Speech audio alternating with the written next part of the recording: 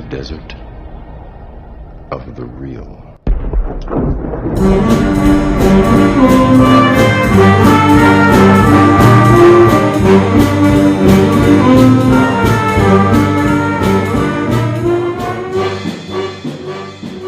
Welcome to the Desert of the Real. I am your host, Ryan Hudson, and joined with me, as always, is your co-host, Jason Dietz. That's boring. I know, but what even is in this movie? That's true. That's a good point. Co-host actually fits this movie perfectly. Joined with me... Let's just go. That's so friggin' Remember stupid. when... yeah. This whole movie. Anyhow. Jason Dietz. The Desert of the Real is a movie podcast where I forced Jason to watch big blockbuster movies he refused to watch because he didn't think they were worth his time. Wow, you didn't say case in point.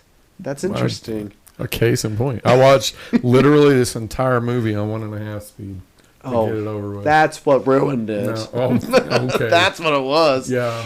Yeah. We are finishing the Pirates of the Caribbean franchise, and we're here to see if it has anything deep to say.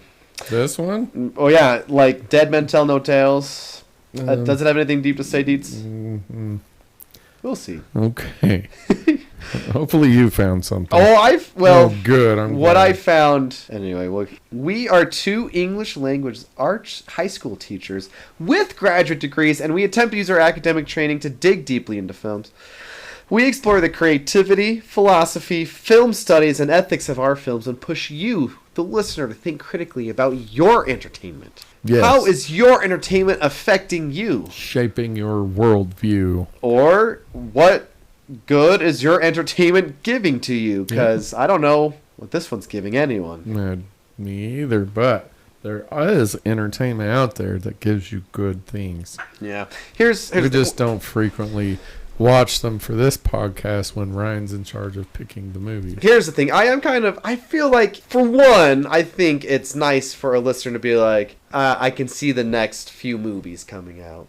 I can see if they're talking pirates, they're going to talk about all the Pirates movies. But Maybe. I don't know. But two, does watching the bad ones make the good ones better? No.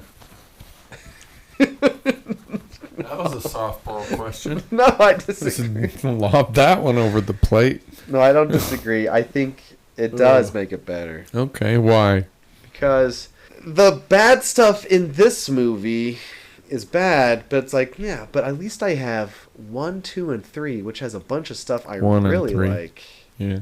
I listened to a couple reviews of this movie, and I was shocked about how many people adamantly do not like Pirates 2 and Pirates 3. Oh, that is... In 3 fact, is surprising. there was a critic who I admire his opinion about stuff. He said this movie is by default the second best one. I think I would not listen to that critic anymore. Whoever that is. I also listened to like a podcast talking about this movie, and they're just talking about how, like, obviously we agree that, like, they didn't like At World's End, which is your second favorite one. I think it is my favorite one. I like it a lot too. I think the first 3 is an incredible trilogy. Okay. And then these two are like its weird stepchildren that it has to like kind of have alongside. Got dunked in toxic waste when they were babies. And...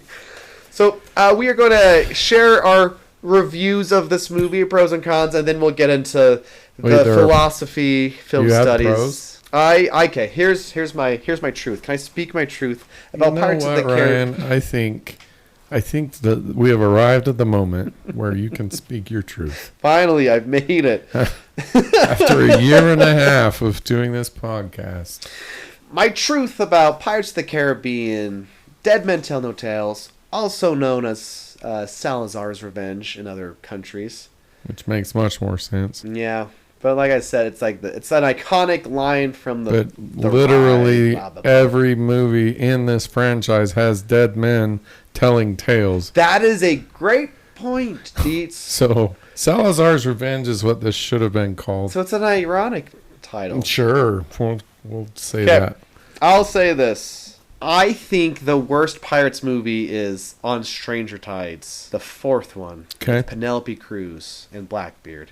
Okay. I think that movie is boring and nothing happens because they build up to this ending, and the climax gets stopped in its tracks by other characters. I like we talked about it, like it's, but this movie, at least it looks more interesting and has things happening. Like for record, I no think, matter how absurd and illogical those things are, you're right. Things happen. And we look at different things when we watch films. Like, yes, we do. If something is looking spectacular, I do give it some passes when you're looking at other things And more if importantly. it's completely absurd, I So, don't give it a pass. For example, besides the Will's child talking to him on the Dutchman, and that Which doesn't makes even, no makes sense no at sense.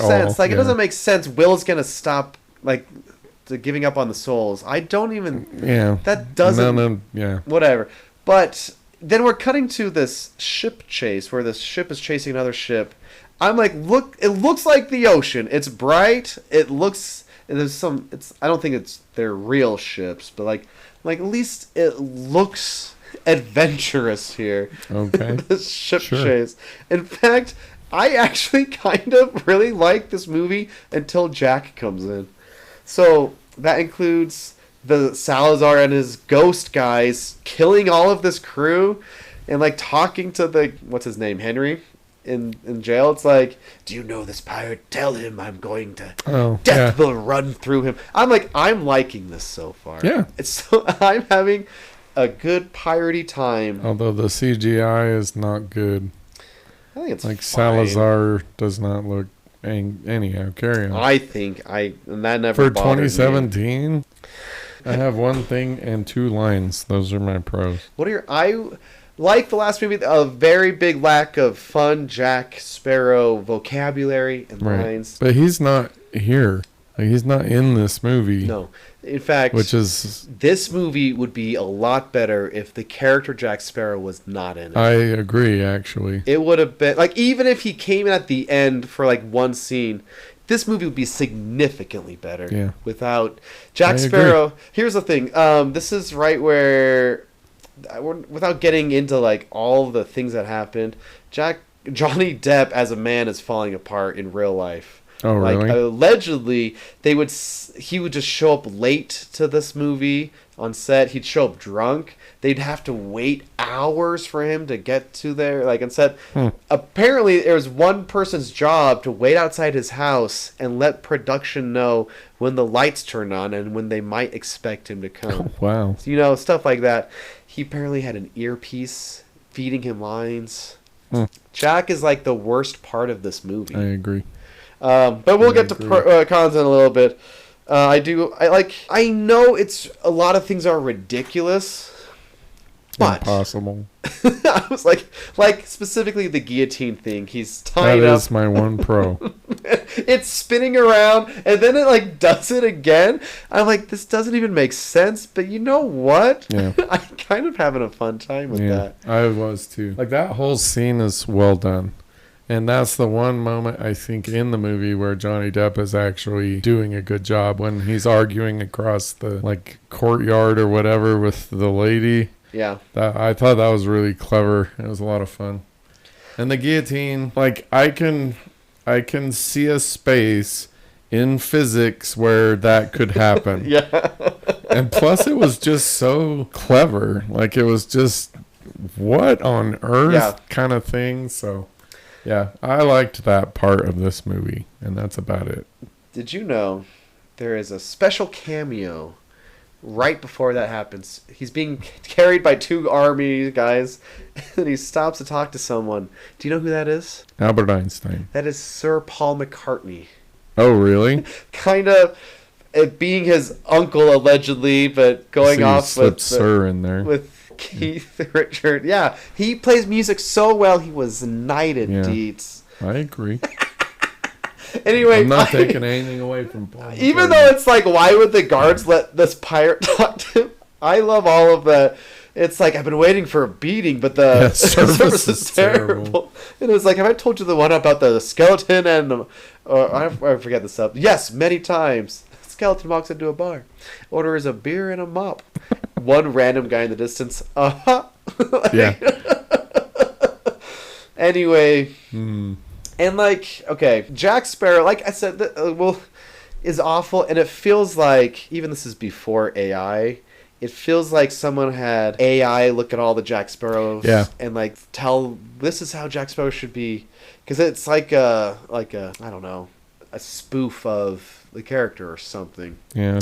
He does have a few moments that are kind of entertaining. I have now done the dropping of my glasses that we have every episode. Here's one that's like a double-edged sword. There's a scene where he's being forced to marry a woman, and it's kind of unnecessarily cruel. Yes. You know what I mean? Yes. Unfortunately, it feels like that's one of the few scenes Johnny Depp being Jack Sparrow is the most alive, and like being alive. Not like he's just kind of putting in an effort, it feels like. Right. Unfortunately. Little bit, yeah. That was too much. It is too much, but it's like, unfortunately, this is his best moment in the film. One of them by default. Yeah. What is it? Then Barbosa comes in. Hector. What does he say? Like, can I get you a wedding present? He shoots the guy. That'll do. Yeah. So that, unfortunately, like, I'm not a fan of that concept. Actually, it might have even been funnier if the woman was attractive or something. Yeah. I don't know.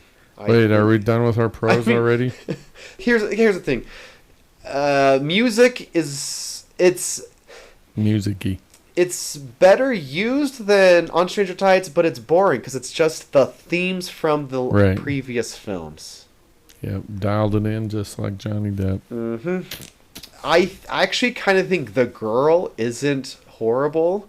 No, like, I thought she did pretty well. Yeah, she's kind of like the bad girl boss trope at first, where it's like, you're bad at science because you're a man. I fixed it for you. Yeah. Or Scrum kicks the guy, doesn't do anything. Let me kick him for you. You know, like. But I feel like it kind of comes around. It's like I could see a spinoff, or like if they were ever going to make one, which I don't know if they will. Hope not.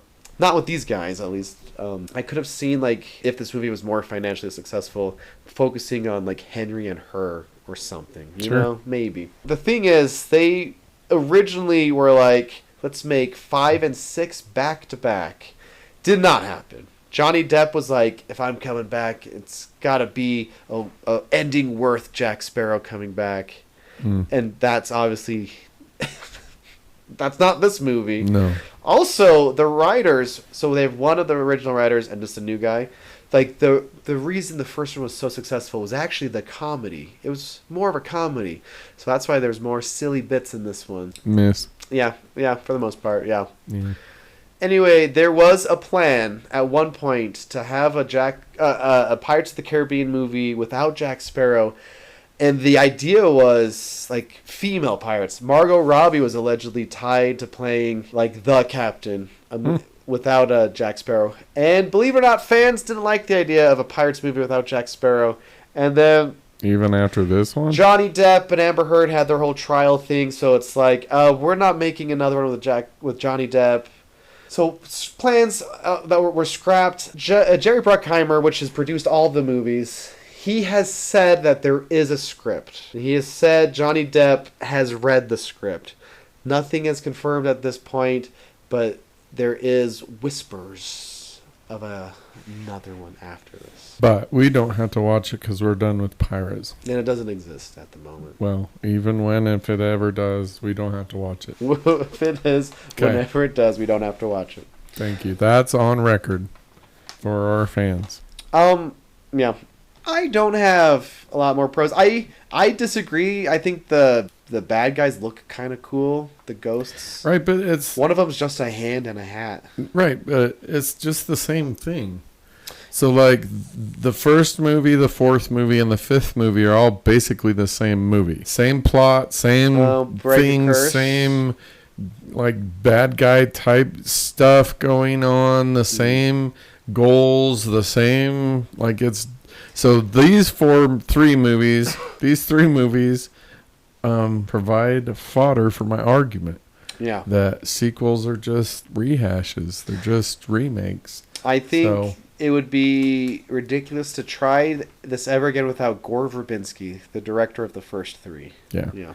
Because whoever did these two dropped the ball. 2 directors did this one, so that's also not the best sign.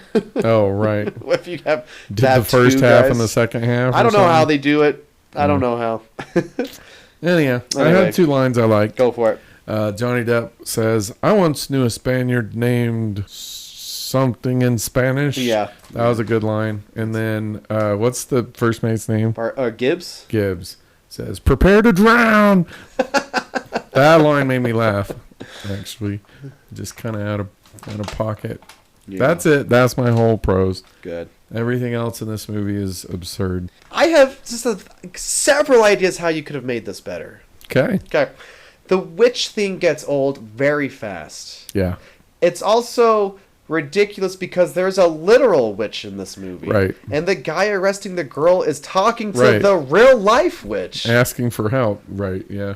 It's like, oh, it's I more... feel like you might be going to finally come to the dark side of the logic. It's more of a reflection on the time it was made, if anything. It's like, see... All women, Women. Powerful or rich. I don't know. Or Like, witches. I think it'd have been better. It'd have been better if it was more realistic to the time and didn't feel like it was made in 2017. You can still have strong, independent women who are interested in science and not have it feel like it's part of like the Me Too movement. You know, Right. I don't know. I think she's the best character in the movie, actually. Let's see. Henry is pretty boring. Yeah. Pretty There's one-dimensional.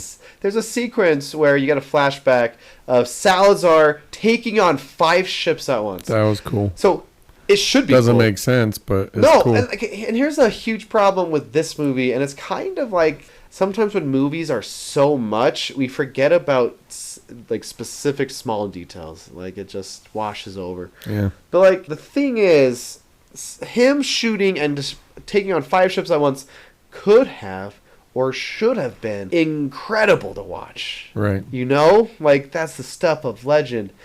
It wasn't. Not at all. Not at all. We just get the overhead shot of the 5 ships burning, and Yeah. that's about it. Another example is when the 2 ships are right next to each other at the end, the masthead comes to life. Yeah. It's a great idea, you know? Yeah. Like they all, you know, it looks cool, whatever. But it has no weight. Does and it's, nothing. I Yeah. forgot it was in this movie. Yeah. It does nothing at all. Yeah, so that's why I'm like, if that idea was handled by like Gore Verbinski, it would have been like something you would have remembered. Like, oh, that would have been so. Yeah. It'd have been like, yeah, remember Pirates, the Kraken, the masthead. No, you forget it happens. Yeah. And I think part of it is because probably Johnny Depp as Jack Sparrow is probably a stunt double, and it's all kind of dark and Yeah. it's all just weightless. I don't know. As opposed to the incredible battle at World's End with the Yeah. ship exploding. Yep. All of that. Anyway, the point is there's so many things like this should be awesome. Yeah. It's But not. The other Ghost Sharks is actually kind of cool. That's my other pro. No. Ghost Sharks No. good. That's No. my opinion. No. I Where did those come from? Why are Doesn't they ma- there? were Why are on they the in ship, the and now- No. I don't know. No. Ghost Sharks cool. No. No. I take it back.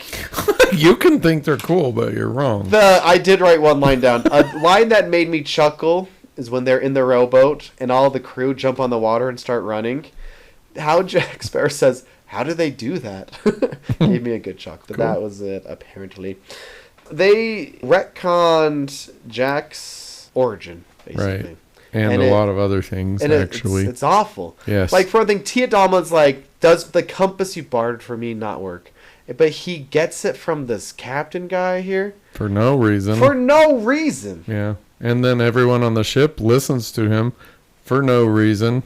And here's the thing, like, part of what made Jack Sparrow work in the first movie is The mystery. the mystery. Yeah. You see all of these things, and you just, like, every single just part of his are. clothing has an adventure to it. Right. And they're like, no, he got them all at once because of one thing he did.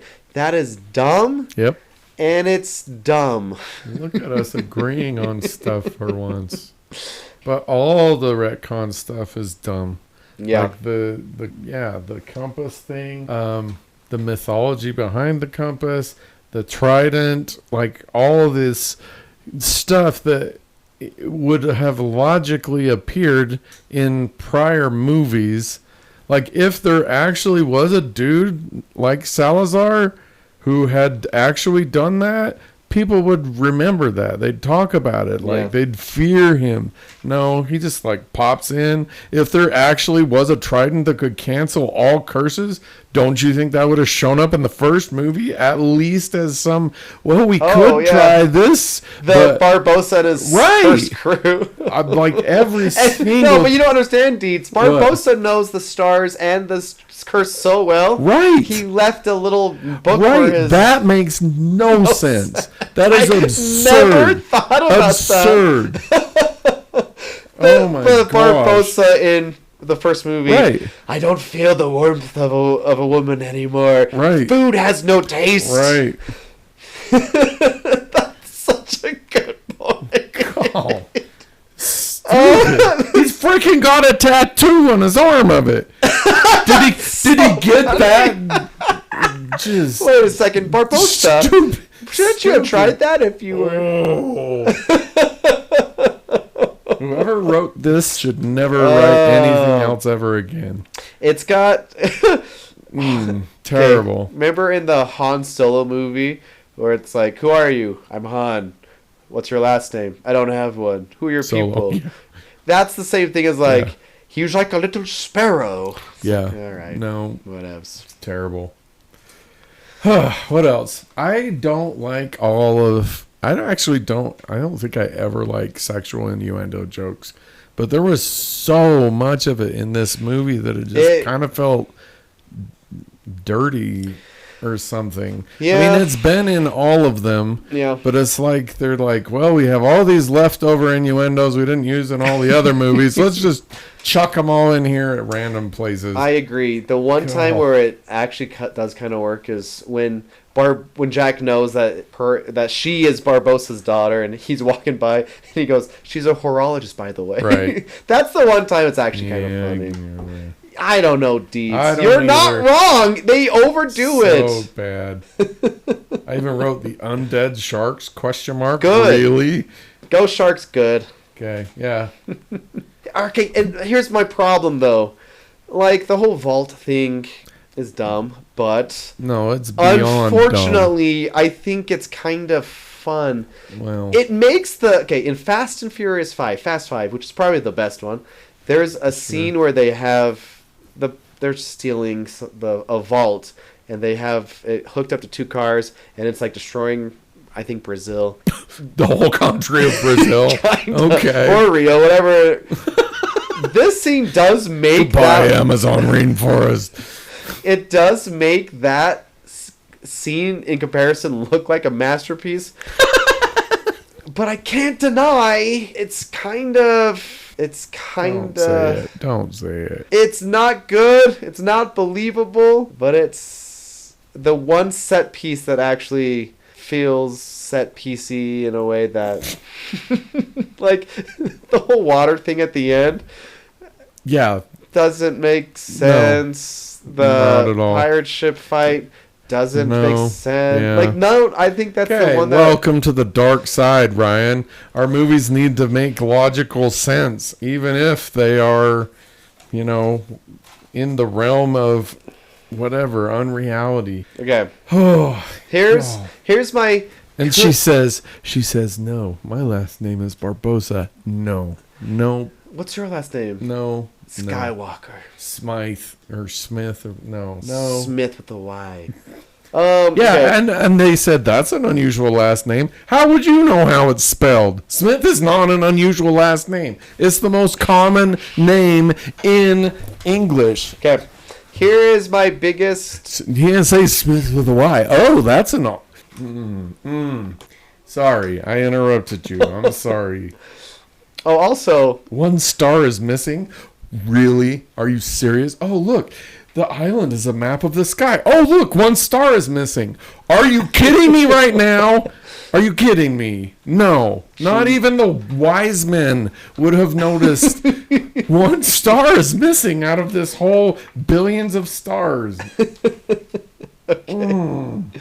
What'd you think about Elizabeth coming in? See that coming? Yeah. Well, you said she came, so I Oh, was did I? looking for Oh. her. But I mean that Sorry, part I was. guess. I mean Spoiler. that was good. Like I liked that part. Except, here's the thing. For one, she doesn't say anything. I think it's because they would have had to pay her a lot more money if she said a single word. Oh, really? Uh-huh. Oh. Good for Also, the Elizabeth we know and love, I don't think she would have sat by on this little adventure. You know what I mean? If she knew about it. If she knew about it.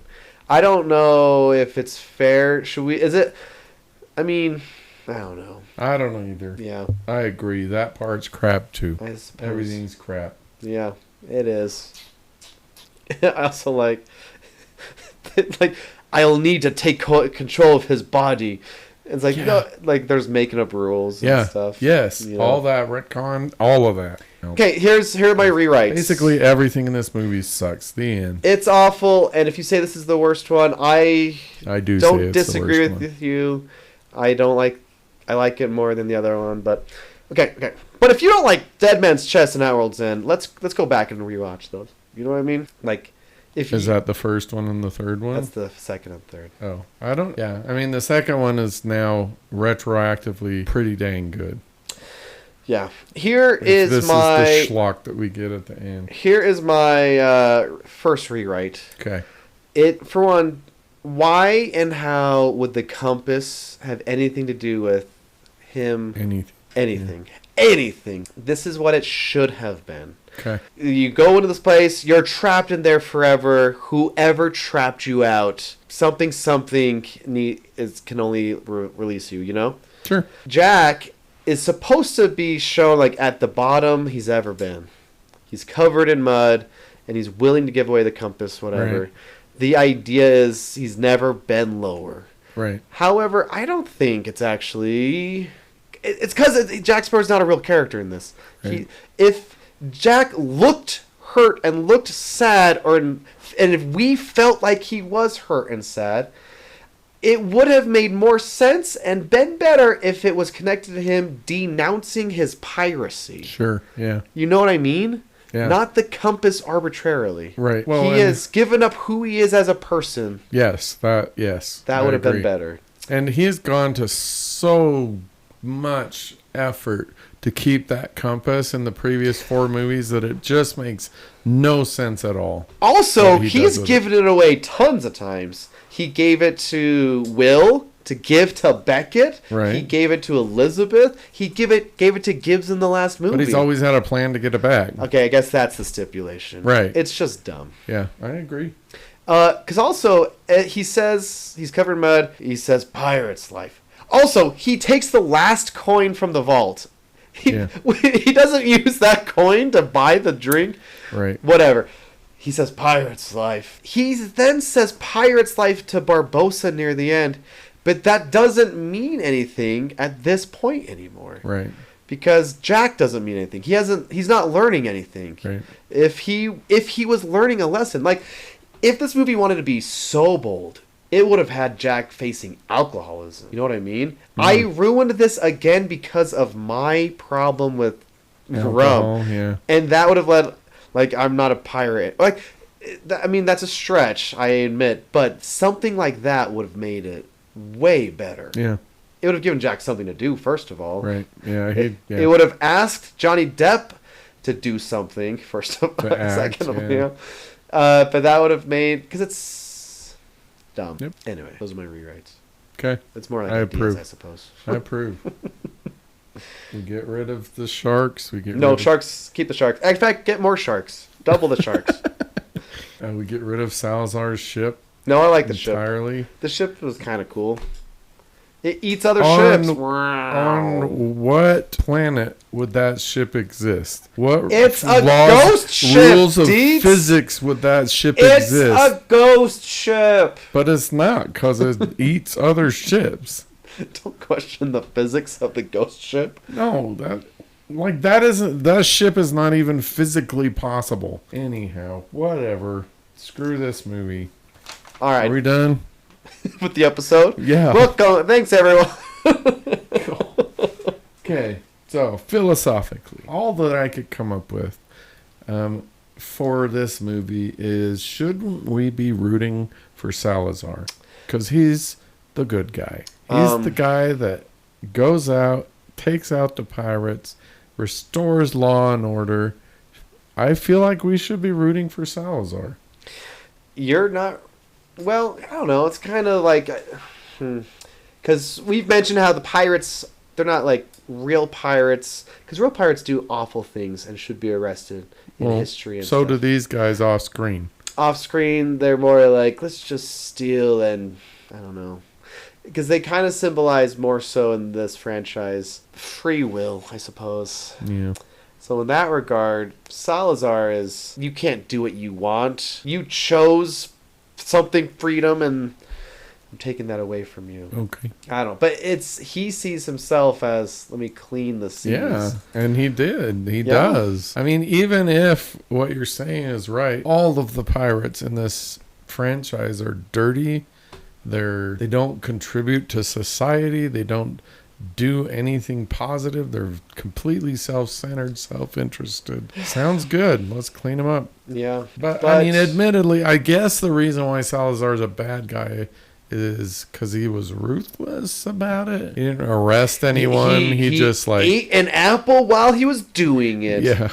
I don't know. I hate to bring this up, but there was a running joke in CinemaSins, and here's your daily reminder: don't watch CinemaSins. It makes you nitpicky and biased, and teaches you not to watch movies correctly, I think. But there's a joke where it's, because a lot of movies do it, it's a trope where a shortcut for proving someone is an a-hole is have them eat an apple as they're talking. Oh, it's just like a arrogant thing, like, oh, I'm so confident, let me eat this apple while we're... Oh. I didn't know that. And in this movie, let's kill the pirates, no survivors. Let me eat an apple while this is happening. Anyhow. So philosophically, yeah, like our sense of right and wrong, like I feel like, okay, so moving from the premise that we should be rooting for Salazar because he's doing something lawful, legal, whatever. This movie does a great job illustrating how easily our perception of good and bad can be manipulated and changed so that good, quote unquote, good things become bad, bad things become good. And so I guess the philosophical message for this is you have to have a solid foundation, like ethical or moral foundation for evaluating things before you're required to evaluate things. Because the other problem with, I guess, with modern cinema generally is we've left the white hat, black hat, good and evil stuff from the 50s a long time ago. And so we're just in this morally ambiguous area now. All of our movies just kind of tell us there isn't right, there isn't wrong, there's just power or money or what strength or whatever. Yeah. And I think that's a dangerous, morally dangerous route for us as a society to be taking. Because if that's true, then there are no more boundaries. There are no more restrictions on what you can do. So ethically, it's called the Darwinian Ethics. The strongest is right. And so I don't want to be political. Well, what's things are being done simply because they can be done by powerful people. They may or may not be moral or ethical. They may not be right, but they're being done because powerful people want to do them.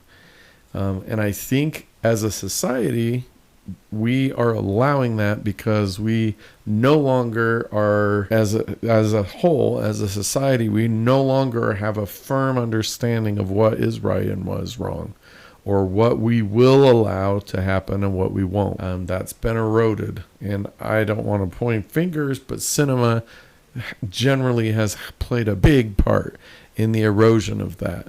Because, like, I can even pinpoint it even closer. Clint Eastwood's is kind of the spiritual successor to John Wayne in westerns, but there is almost no overlap between who John Wayne played, the characters John Wayne played in his westerns, and the characters Clint Eastwood played in his westerns. So Clint Eastwood, for all intents and purposes, is the birth of the anti-hero, right?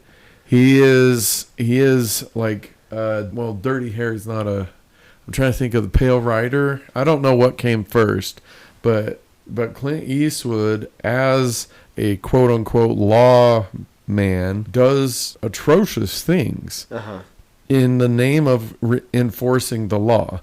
In fairness, when he took over, westerns, we're also in the Vietnam era. Yeah. And so what is right and what is wrong in the Vietnam era is also very difficult to pin down. And so it's this, I believe, this moment in Western or American, I guess, U.S. culture, where everything that we used to believe in, we're coming out of World War II, America is the greatest country on the planet. Yeah. Our cause was just, the entire nation was behind it. And then 20 years later, that just crumbles and disintegrates in the face of Vietnam. And out of that disillusionment, we have Clint Eastwood. He's not the only one, but we have all of that kind of thing happening. Like Halloween, for example. So John Carpenter, Halloween is the first movie where our homes are no longer safe. Oh yeah. We are no longer safe. It is because home has always been, like, you think about like Leave It to Beaver in the 50s, early 60s. Home is safe. Home is where we go to learn how to be good citizens, moral citizens. John Carpenter and others, I mean, the heyday of the slasher is in the early 80s, mid 80s, takes that away. And so we no longer have home as the moral place. Mm-hmm. We no longer have the government as, being the right, because Vietnam has taken that. We have Clint Eastwood. The law is no longer, always right. They're not always on the good side, because sometimes they do bad things.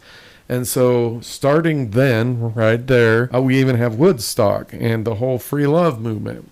I'm not taking a stance on the morality of love and sex and whatever, but there is a very obvious change in this is wrong to, whatever.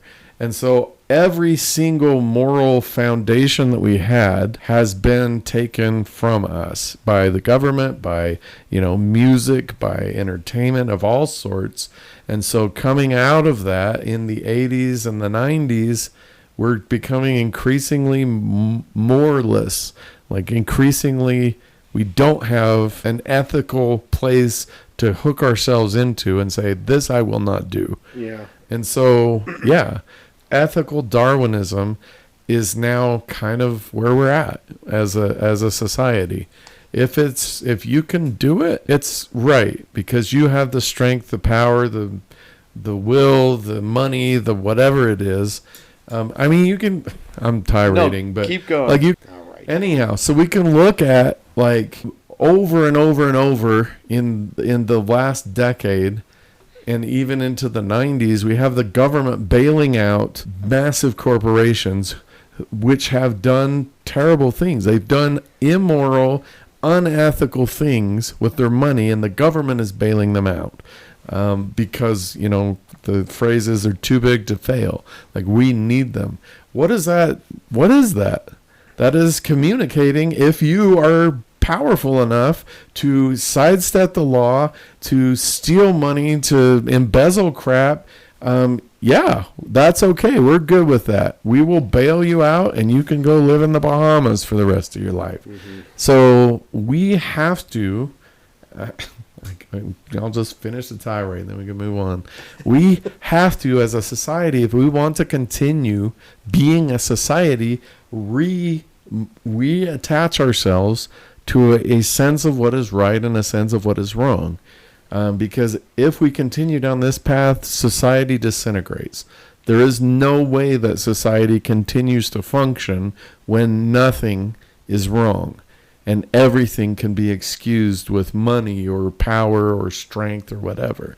So that's the philosophy I got out of this. Promise. Salazar is not a good guy because of how he went about doing what he did.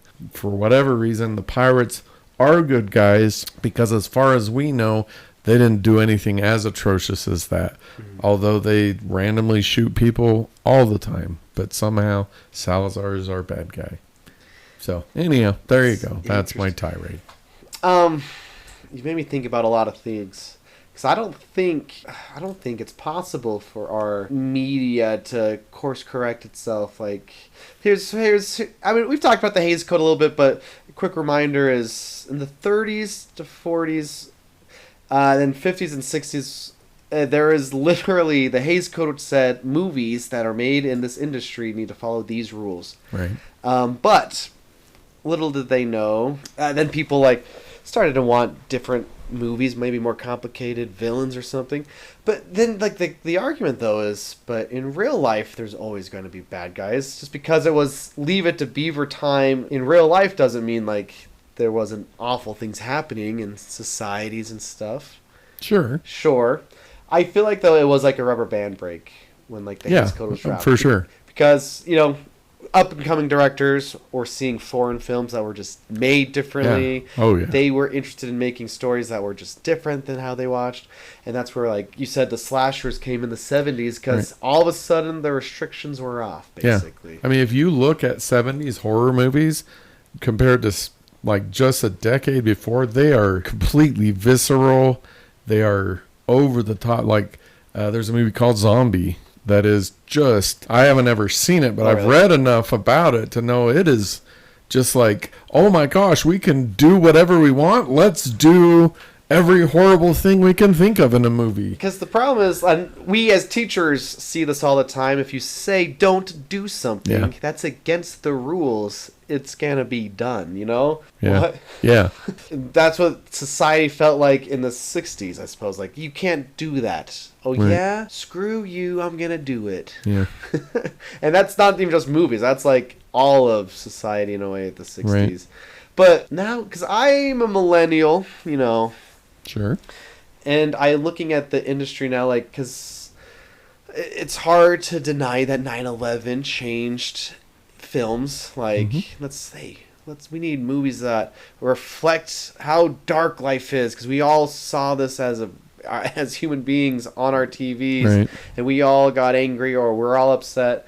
But also, the flip side is like, but we want movies of superheroes. We want stories that have people helping us and saving the day. Right, but go on. Well, I was just going to say, the superheroes do also not good things. Yeah. So. Yeah, and now I wonder how much of it is specifically Marvel, where it's like the biggest movies are these superhero movies, where it's like, oh yeah, this is where we get like The Boys, where it's like, you know what's the dark side of those stories? Yeah. And we get other movies now where it's like the rubber band thing like broke again, where it's like, well, what do we need to reflect in society now type of thing. Yeah. Because like, for example, I don't even know if it's even worth bringing up. Actually, you know, let's go in 2017 when this movie came out. Other movies that were coming out at the time, like everyone's favorite, The Last Jedi came out in 2017, where it's literally like good guys, bad guys, you know, we're all making profits off of war. You know, that's a big movie that said, trying to shake the terms of the black and white good guy versus bad guy thing. The best picture winner that year was The Shape of Water, which is a woman falling in love with essentially the creature from the Black Lagoon. And it's like locked in this government lab. And even though it's about this monster, it's really about accepting people who are different, you know? Maybe America has a xenophobia problem type of thing. Enough of the movies around 2017 are maybe pointing at essentially what you were saying. What is right? What is wrong? Yeah. You even have Blade Runner sequel, which I like as a movie, but that's also looking at, similar to the first one, like, hey, who is the right, the replicas or Right. the humans? So that's enough evidence to support. Hollywood at the time was trying to send messages, not deliberately. I don't think there's one person in charge being like, let's Right. send the messages. But the problem is... That was a really good Snidely Whiplash mustache thing. The people that. who are making our movies, who are my age, who saw 9/11, or who are younger than I am now, like born and bred in LA, where it's like I'm now living in the LA bubble, and this is an important issue.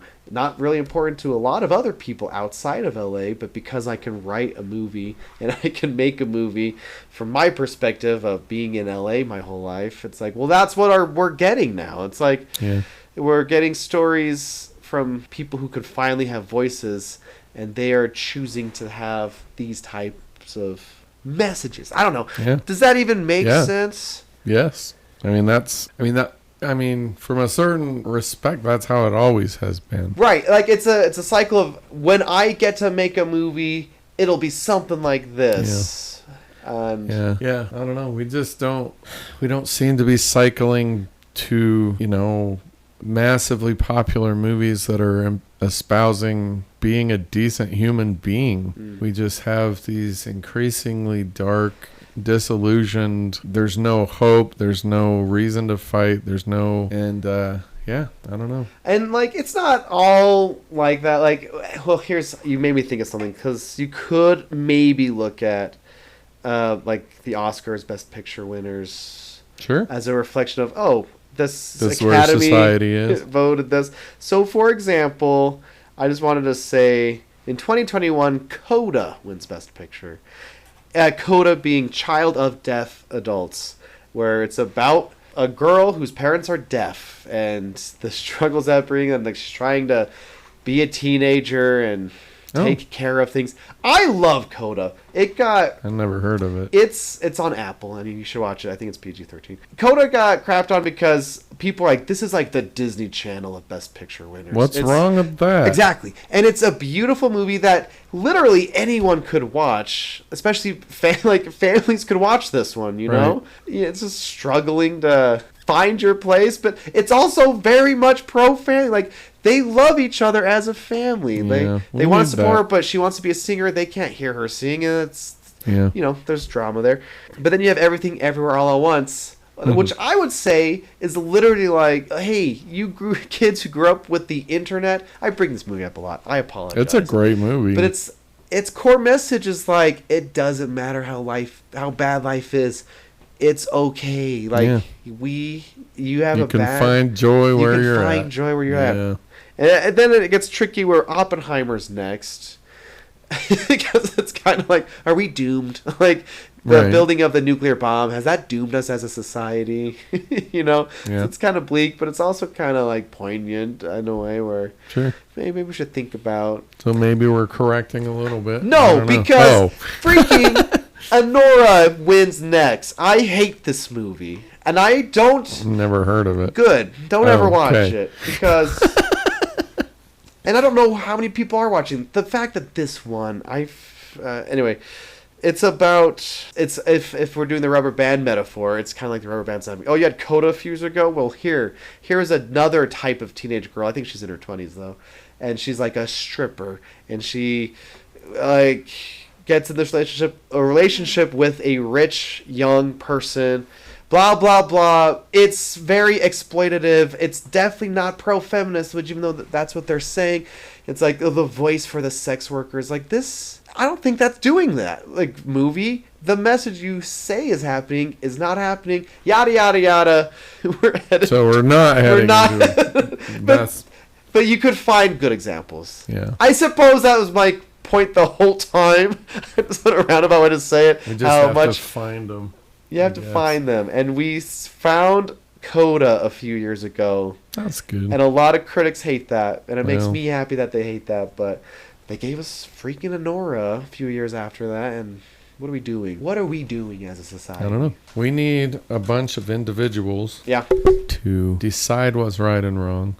And then influence their spheres. Well, what's frustrating is if feels like we have a bunch of either actors or filmmakers that have been around for a while, but they're still around, and not that that's bad, but they're holding on to ideas that seem like they're outdated now. Like, for example, let me just throw out a name. Seth Rogen. I don't love Seth Rogen as a... really, you know what I mean? Like Seth Rogen at all.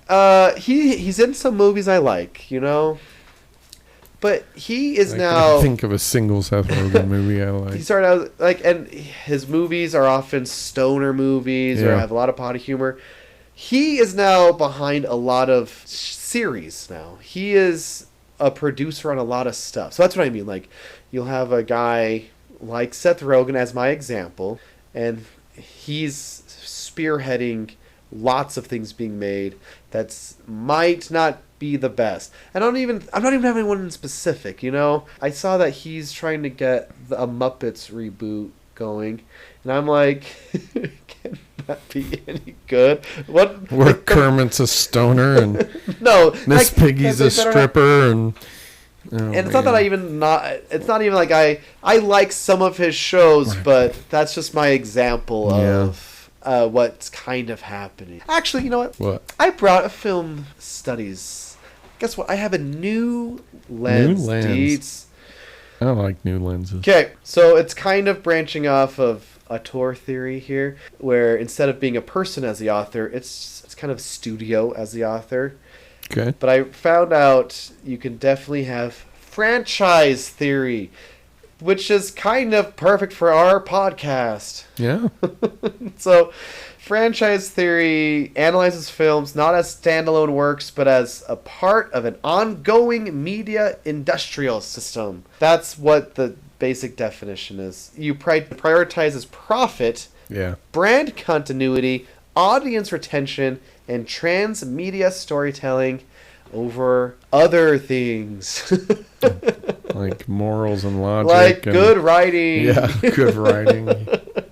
Okay, so let's look at Jack Sparrow. We kind of talked about this last episode because Jack is worse in this than he was in the last one. Yeah, and it was already like, that's not Jack Sparrow. Yeah. Arguably, he hasn't been Jack since the first movie.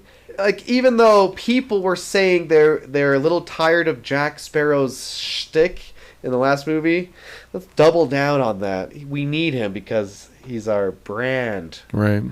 Let's get Will and Elizabeth back. Even though if they're cameos, because nostalgia. Let's get those butts and seats. That's more important. Franchise theory, how I kind of think of it mostly, it's you can tell decisions are made not for story, but for profit.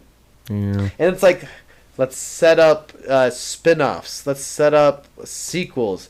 The two young couple, or the two young actors who are the new couple, they could be they can take the reins, you know? Yeah. It's like you can see the deliberate choices that are being made. The monetary choices.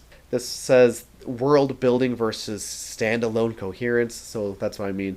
Like, they're more interested in, like, let's make sure we can make money off this forever. Like, franchise, baby. What's a TV show we can put on Disney Plus? Yeah. You know? Yeah. We're more interested in building a cinematic universe than other things. See, that's why I think sequels should be banned. Merchandise. That's a really good argument. We should not have sequels because of that. There you go. You're right. I love this theory. Because here's the thing. Pirates, and I didn't realize this until our podcast series, has died out. Like, you could ask hardly anyone you know, they love the first movie. But the teenagers we teach were not born when the first three movies were made. Oh, yeah. You know what I mean? Because 2006 is when the third one came out.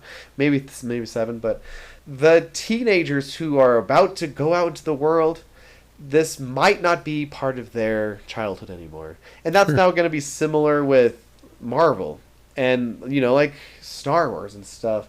But, like, people keep trying to make these things happen. Because of brand recognizability. Recognizability? That's not a word. Yeah, it is. Well, and so, like, you know, the solution is give us new stories. Oh, what? wait, what? Right. That's novel. But like, I haven't watched it yet. I hear good things. There's an alien TV show called Alien Earth, but it's like, I don't think kids or teens, I really mean like youth, care about franchises that came out decades before them. And Disney recently released, I don't know if it was like a leak or something, but recently it was revealed, I should say, Disney wants to grab attention of young men. They've lost the teenage boys to 20 and 30-year-old, specifically male audiences. To video games. Maybe video games. A lot of people have pointed toward, you've turned a lot of stories female. Anti-man. And anti-man is another thing that gets pointed out. Like Star Wars, it's easy pickings because it's Star Wars. People will argue they turned Star Wars women-centric. You know, not that that's true or whatever, but I've seen that argued before. And there's people who will get on their bandwagons on YouTube or social media and be like, they are making this anti-men, whatever. And people will listen. So, uninstall social media. Yes. And we got it into this episode too.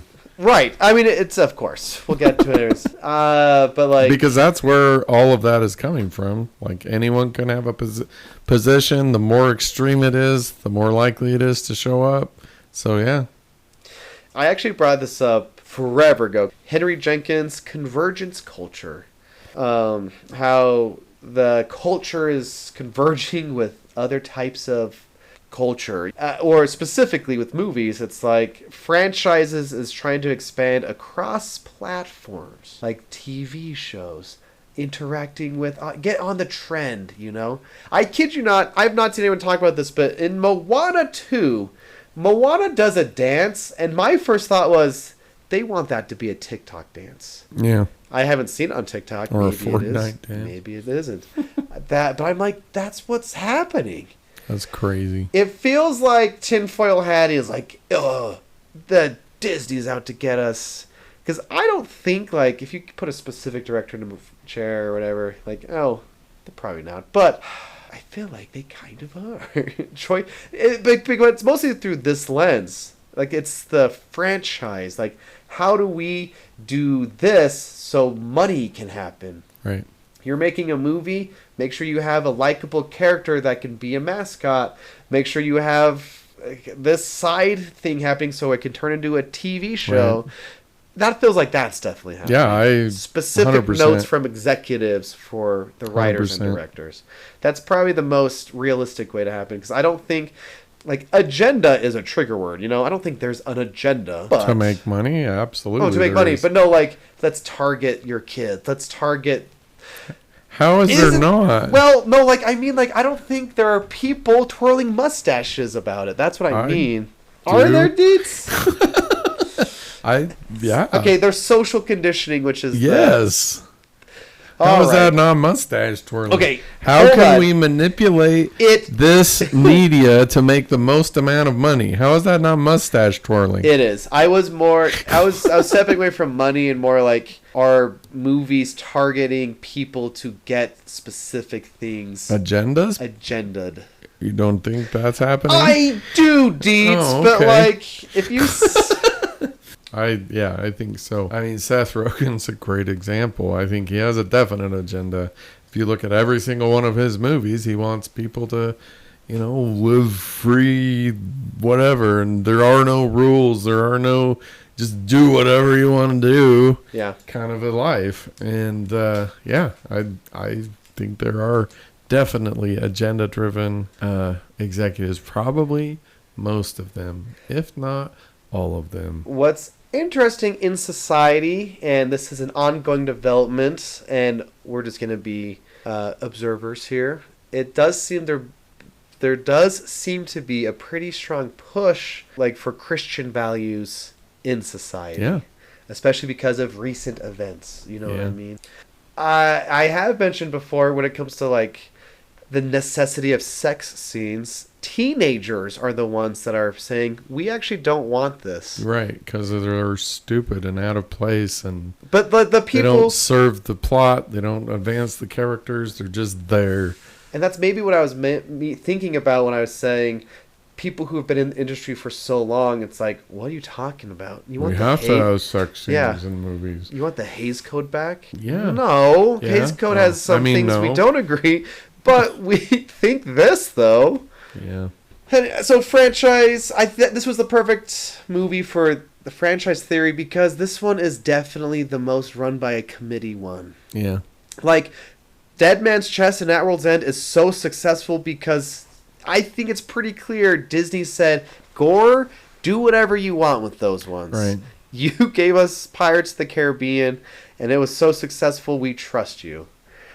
And then, but then it would be interesting to look at Lone Ranger, which was the same thing, because there's definitely strange stuff going on in Lone Ranger.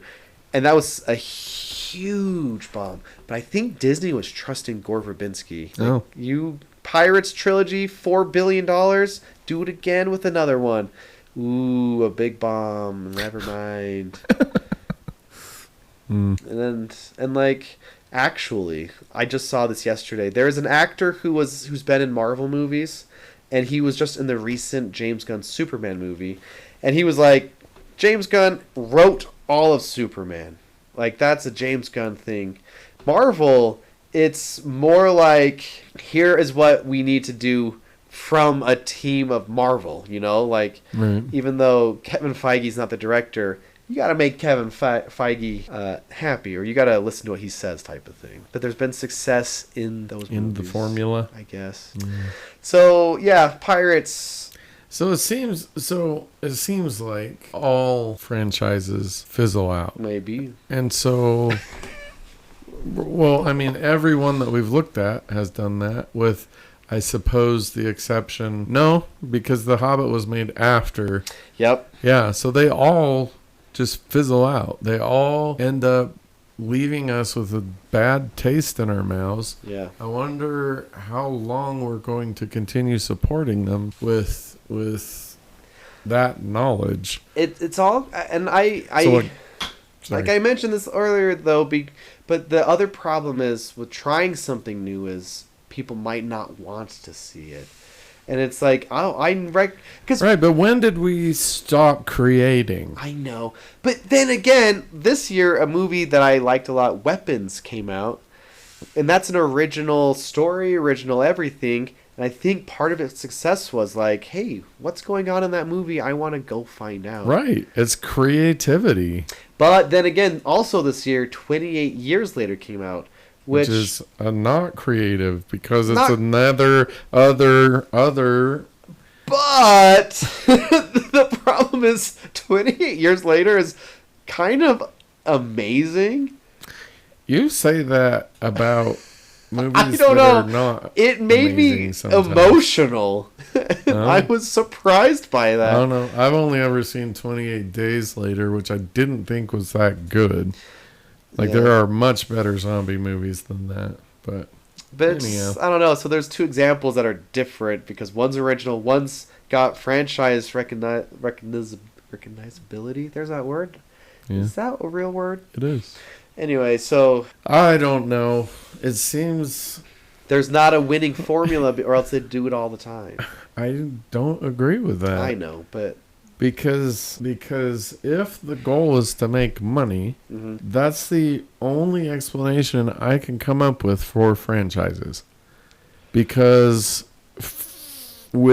I can't think of an exception to that, where a franchise was created for any reason other than this was a hit. Let's use the formula that movie created to make more money. The only possible exception I can think of is Aliens, which is a magnificent movie. Maybe T2, because T2 comes out, what is it, like 15? Oh, I don't know. It's a long time after the original Terminator movie. Yeah. And so somebody thought, okay, here's this concept. We didn't do anything with it. Let's try something creative. And those are the movies that are like the sequels that create, the sequels that are amazing.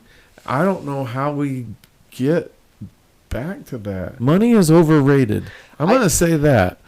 I'll say this. Creativity is better. This is probably bleak. I don't but even know how much of this. I don't know. We're just kind of rambling at talking. this point. I think looking at Star Wars and Pirates of the Caribbean, kind of just those two, it feels like they used to kind of care about stories. Right. And now it's more about money. Yeah. Yeah, I would agree with that. There are a lot of great Disney movies. Just not any recently that I can think of. But Yeah. Did somebody take over Disney recently in the last 10 years or so? Yeah, there's been a couple hand changes. Bob Iger was the CEO. Then I forget who it was. Bob Iger came back. They brought him back because apparently he knew how to do it better. Yeah, it's just the same old, same old. Poor get poorer, the rich get richer, you know. Yeah. So, if we want more creativity and less formula, we have to refuse to go to sequels. Yeah, I mean... We have to refuse to support franchises, even if okay, we like the... Wait, hold on, Deets. That's Avatar 3 is coming out this year. See, that's another... Like, okay, Avatar, I think, is perfect. Yeah? Like, it's a flawless movie as far as I can tell. Okay. I haven't seen Avatar 2 because... You should. Well, because my take is, if you make a flawless movie, the likelihood of making a follow-up flawless movie is very, very, very slim. And so it's going to start this downward trend of crappiness. So we will see with Avatar 3. Are they making a third Dune movie? Yeah. Because apparently that was always planned. When Right. they announced it, it's like, I would love... Denis Villeneuve was like, I would love to do 3, the first and second book, as a trilogy. Sure. So we'll see what happens there. I think it'll be good. I don't know. I haven't seen any of the Dune movies because you love Dune. it is my favorite science fiction book You know by what? far. Dune 2 should have won Best Picture, not Anora. If the idea of the Oscars is, what's the best movie? What movie represents the pinnacle of cinema? That hasn't been the idea for a long time. I know. The idea is what agenda is currently you're not popular wrong. to push with what movie is what it is anymore. But like, if it was, hey, look at cinema. Look what we can do with this media. It hasn't done that for a long time. It's Dune 2. I don't know. But why don't we do Dune? I will do Dune. You really will. Instead of Harry Potter. Okay, but that's only 2 movies, though. Great. And we gotta see if but there's something to say. Also, you haven't seen the movies. So what? So that's you should see the movies. not a good argument. I think our fans want you to watch our these. listening audience has did not George. grow up in Harry Potter. That's not true. No, it's true. The first Harry Potter stuff came out when I was very first married. And I was... You were probably in diapers.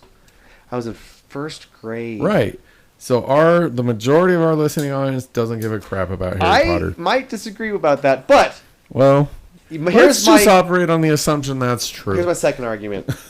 My wife asked if we could because we're getting into Halloween and Christmas time. Let's and do Halloween aliens. and Christmas are Harry Potter connected. No. It's true. It's false. False news.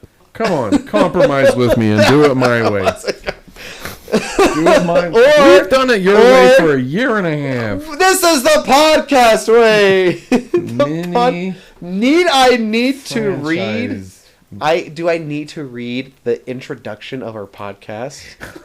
I forced you to watch big blockbuster movies you refuse to watch. Okay. That's Harry Potter. So, listener, we are changing our let's hear Dietz's our idea. approach for the indeterminate future. We've heard your pleadings for us to stop doing movie after movie after movie from the same franchise, and so we're going to start doing some mini franchise sections that'll be 2 or 3 movies instead of 5 or 8 or 400 or however freaking many the Marvel universe is. Okay, so there was a lot of those. Okay, here is the upcoming. I'm proud of you for sticking with Marvel. here is the upcoming list of smaller franchises we will be watching. That's Being a fan of something is also kind of wallowing in the okay. sadness So of here's that what one. we're going to do. We are going to start with Dune, which I swore I would never watch because I love the book with my whole soul. It is a magnificent piece of science fiction. And if Okay? I were to, Okay? if I were just to say, I think the movies captures that love. Great. So we're going to do that. Then we're going to have a Jason's choice. Then we are going to do Avatar 1 and 2. Then we're going to have a Jason's choice. Do The Harry one- Potter. That is the order that is coming up for the rest of the year. This is a major victory for me and for all of the people in our audience. You mean Martin Harris, you mean? Sure. Who are, because look at it this way. Okay. You're forcing me Yes. to watch garbage. Uh-huh. Okay. Our listening audience. No, this is okay. a moral, I admit I this is fell a into that moral trap. problem. I'm not forcing you. I'm forcing you to watch Garbage. movies that could be garbage. That are garbage. No one on this planet thinks this movie that we just watched is a great movie. There's no way. I'm gonna find someone. There's no way. Anyhow, I'm going to show you how you're being immoral. Okay, so you force me to watch these, which, admittedly is fun for you and whatever. It is kind of Great, fun, yeah. and I'm glad that you enjoy it and I bring you joy. But by extension, you are also forcing our listening audience to watch these garbagey movies, and that is immoral. They should be That able to is- watch something that is- and use your critical thinking to determine if you like it or not, and especially why you like it, or specifically why you don't Great. like it. But there are hundreds, if not thousands, of fantastic, powerful, great movies they could be doing that with instead of this crap. It'd be so funny. There you go. What if I was like, we're watching The Souvenir, Part 1 and Part 2. It's like, I don't know what that is. no one knows what that is except for like film people. Except for you. But it's also like, man, that's a pretty good sequel. Okay, so that is what is coming up. And because I am editing Oh, come on. Dune and Avatar than Harry Potter. But No, come on. Have mercy. and then we'll do. Have mercy. Have mercy. And then I think after all of that nonsense, What nonsense. I mean, Every no. franchise that I just listed are good. is good and worth watching and talking about. And then we'll do. Like, how much often do we have to talk about crap? It's the same thing. Well, It doesn't make sense. The end. It's 3 out illogical. of 5 The end. isn't bad for a franchise. What 3? Pirates, 1 and 3. 2 and 3, No. and you're wrong about 2. Okay. And then I think I know what we'll do after Harry Potter. We're not like in a year. Is that what you're Yeah. talking about? After we do all of this franchise Okay, I just listed. after Harry Potter, you'll get some of your small ones. All right. So, with apologies to our Martin listening Harris. audience, who, Martin Harris? No, because Okay, Dune next week. Dune Part 2 the week after. This will be good. Because I'm surprised you requested it because you weren't going to watch I them. wasn't. But if it gets me out of Harry Potter, I will watch it. And I think there's a chance you'd like him. You like Dune, and it's I Dune. love Dune. Okay, so Okay, so next week is Jason's choice. And since we are entering the Halloween era, and since so far Ryan has not chosen to watch this film, we are going to be watching Train to Busan, oh yes, which is on Enjoy. Movies Your Way, if you are interested in it being edited. I believe it is the greatest zombie film ever made. and it's Korean. Right? It is Korean, but I'm pretty sure it's dubbed. It's not. Oh, I'd rather watch it. Well, I'm sure it has subtitles Yeah. option. But everything about, in my opinion, everything about this movie works well. And I'm not like against watching Train to. There's a lot of movies to watch. Okay, well, now, neener. I had to watch whatever this stupid one was, so you're going to watch a great one. This is a great horror movie. It is, I think, the pinnacle of zombie movies, And there's a lot of heart to Yeah, this movie as well. I've heard a lot of there's a lot of like genuine emotional connections, which is why I think this is a better zombie movie than a lot of zombie movies, which rely on, like, I'm thinking specifically of like the Day of the Dead remake, which is just relying on blood and gore, very limited character connection. Did you know there's a sequel? Oh my gosh! It's called It's called Peninsula. No, let's not. Can we not? I don't want to know about a sequel to agree. A standalone sequel. So it's not a sequel? So it's not a sequel. So, Train to Busan is what we will be watching for my choice. It is genuinely scary. So if you do not like horror movies, this is genuinely horrifying and horrific. But, you know, I need a palate cleanser. And if we like it so much, maybe we will attempt the sequel together as a franchise. Thank you for listening to this episode, if you're still listening.